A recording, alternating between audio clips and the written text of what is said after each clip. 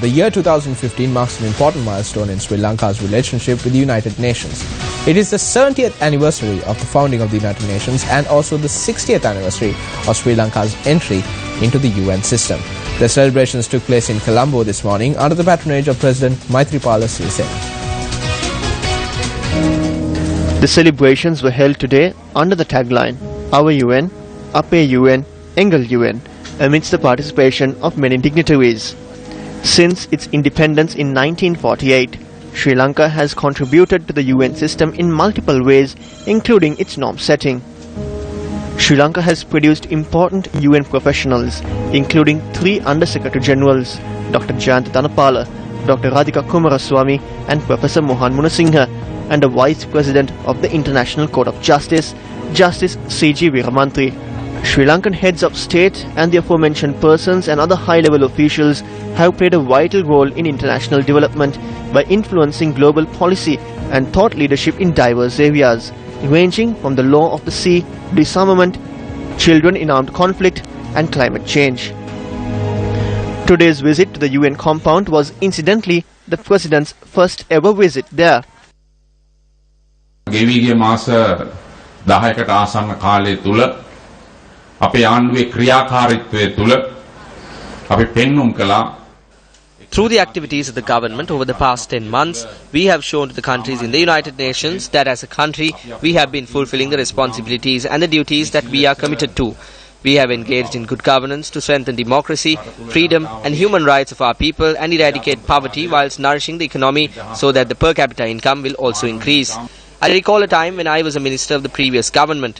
One of our very own ministers commenced a fast opposite this compound, challenging the United Nations. Then the former state leader arrived here and made him drink king coconut. That is how we lost our friendship back then. However, we are pleased that we have been able to win back that friendship over the past 10 months. ඒ විදිහට අපේ මිත්‍රශීලී භාවය අපි add කරගෙන තිබුණා. නමුත් ගෙවිගේ මාස 10 අපි තාමත්ම සතුටු වෙනවා. ඒ මිත්‍රත්වය ගොඩනැගුණු මාසයක් විදියට.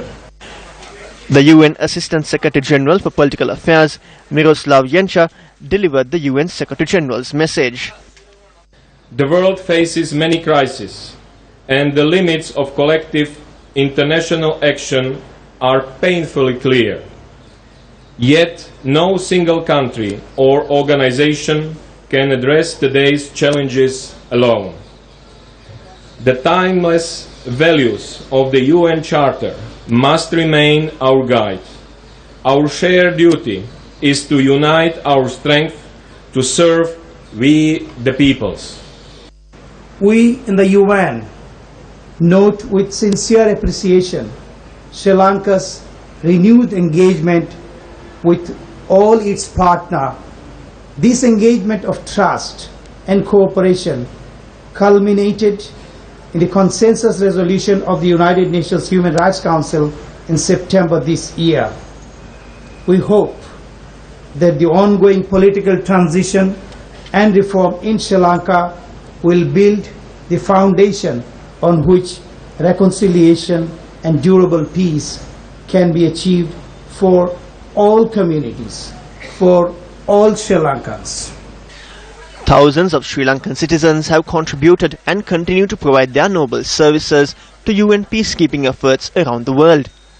Fallen Sri Lankan UN peacekeepers were remembered at this event, which also saw the participation of the Prime Minister, Speaker and other key political figures.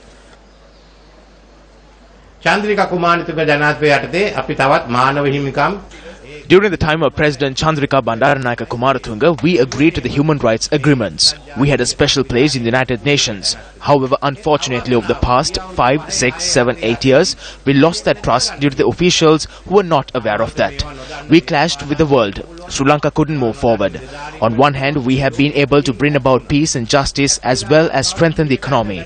The United Nations and its other agencies have come forward with us, and that is how we need to act.